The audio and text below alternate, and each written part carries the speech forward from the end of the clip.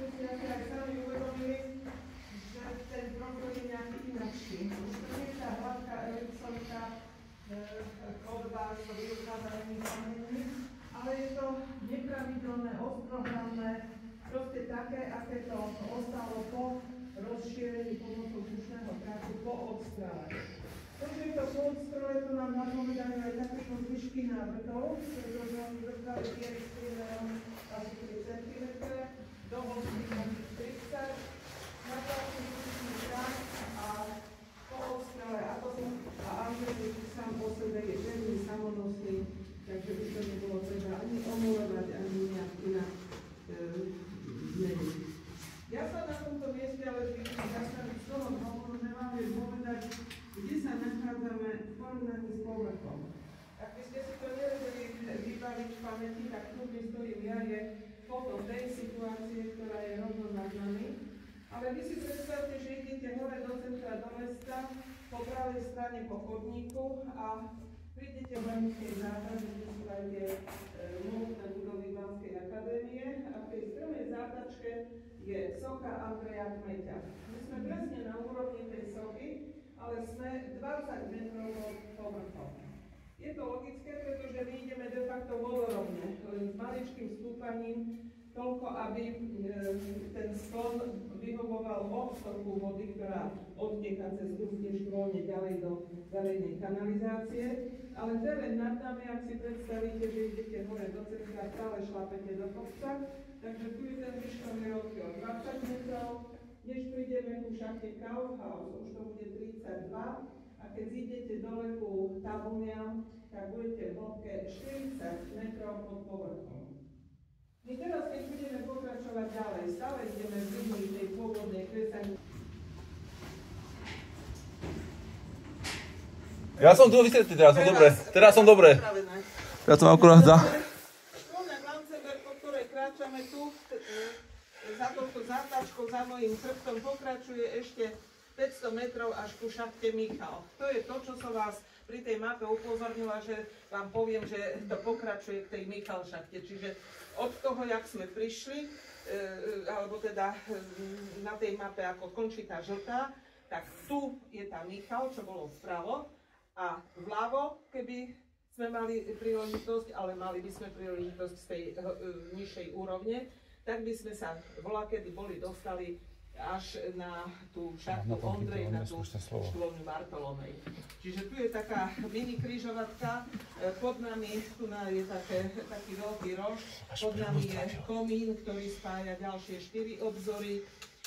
Tam dole budete vidieť, že tam je tiež skleť viacerých chodieb, ale všetky sú tomu a likvidácie rudného a železorudného baníctva, pretože zmenou politických pomerov zmenili sa aj ekonomické pomery a jednotlivé štáty už neboli ochotné dotovať nerentabilnú ťažbu farebných a železných rúd.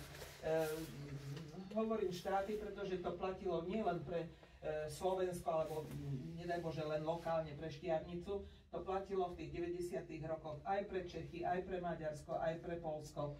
Proste všetky rudné báne v priebehu veľmi krátkej doby, 3 až 5 rokov, skončili svoju činnosť. Jediná rudná, podotýkam, nie uhlie, nerudy a tak ďalej, rudná baňa je baňa Rozália na druhej strane kopca v Hodruši, pretože oni mali v tom čase to šťastie, že boli v takej časti ložiska, kde mali síce podobnú rudu ako my, teda to, čo som vám dala kolovať, čo ste mali možnosť si chytiť do ruky, ale oni mali tú rudu obohatenú o väčšie množstvo zlata ako my tu na Štiavnickej strane. A keďže toho zlata bolo dosť na to, aby ten koncový produkt z toho závodu mal takú cenu, že pokryl náklady na ťažbu a spracovanie, tak ostali fungovať a v podstate fungujú dodnes, pretože cena zlata na svetových trhoch sa stále drží, respektíve v poslednom období, za posledného roku, pol roka, rok, rastie neuveriteľne vysoko a cena $2400 za uncu, to proste je niečo historicky mimoriadného. Takže tá jediná baňa funguje v celej strednej Európe, čo sa týka rúd. Takže, ako som povedala, 30 rokov toto podzemie je neaktívne. toho dôvodu je to neovetrávané, netušíme, čo tam je, respektíve tušíme, že sú tam nejaké závaly, či už v tejto Blanzenberg, alebo potom aj v tej dole v tej ľavej odbočke, v tej štôlni Horná Svetotrojičná.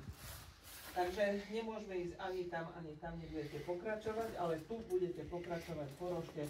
Sice prví zo skupiny sú už de facto na úrovni priechodu do šachty Kaufhaus, je tam aj obrázok, aby ste si to zase vedeli uvedomiť, že kde to je. Šachta má celkovú hĺbku 32 metrov, je vystrojená tými drevenými rebríkmi, cikcak 5-metrové rebríky, medzi tým bezpečnostné plošiny, aby keď na tom rebríku sa niečo pritrafi, tak aby ten človek nepadal desiatky metrov dole, pretože takto sú vystrojené všetky zvislé banské diela, aj tie, ktoré majú ten mechanizmus toho ťažného stroja, to, čo obvykle vidíte v televízii, že baníci nastupujú do takej železnej kriepky, do takého železného výťahu, ale vždy vedľa toho železného výťahu je tzv. Lesné oddelenie, ktoré je vystrojené takto týmito rebríkmi, pre prípad, že sa s tou mechanizovanou časťou niečo udeje, aby tí baníci vedeli sa dostať von, hoci fyzicky náročne po rebríkoch, ale aby sa dostali von. Takže prejdete okolo šachty, budete na cisárskych schodoch, ktoré vás privedú k tým pamätným tabuliam. Prvú tam nainštalovali v súvislosti s návštevou cisára Františka Štefana Lotrinského, manžela Márie Terezie. Ten prišiel do Banskej Štiavnice v roku 1751. Štiavnica bola v tom čase centrom či už hospodárskeho, spoločenského, kultúrneho života. Má prívlastok pokladnica Rakúsko-Uhorskej monarchie, pretože sa tu ťažilo najviac zlata a striebra vo vtedy známom svete. Konkrétne v tom roku bola dokončená aj výstavba Bansko-Štiavnickej kalvárie, takže cisár prišiel, posvetil kalváriu a do Štiavnického podzemia vstúpil práve po tej istej trase, ako sme išli my. Len on ešte pokračoval tou Hornou Svetotrojičnou štvoľňou, pretože vtedy sa tam ťažila veľmi bohatá zlatá ruda a podľa tých dobových dokumentov si chcel vlastnoručne odseknúť kúsok takej rudy, čo sa mu údajne aj podarilo, a s rudou v rukách vyšiel von tak, ako pôjdeme my. Potom následne Mária Terezia sem poslala svojich synov, ešte vtedy mladých, 17 a 22 ročného Jozefa II. A Leopolda, teda budúcich cisárov, aby chlapci najprv si teda museli veľmi naštudovať všetky mapové podklady, výkresy strojových zariadení, technologické postupy a tak ďalej. A takto teoreticky postupy potom prišli do Štiavnice s tým, že im matka prikázala, že si musia aj v praxi akoby vyskúšať, čo všetko sa musí urobiť, aby tá monarchia to bohatstvo mala. Takže je tam pripomienka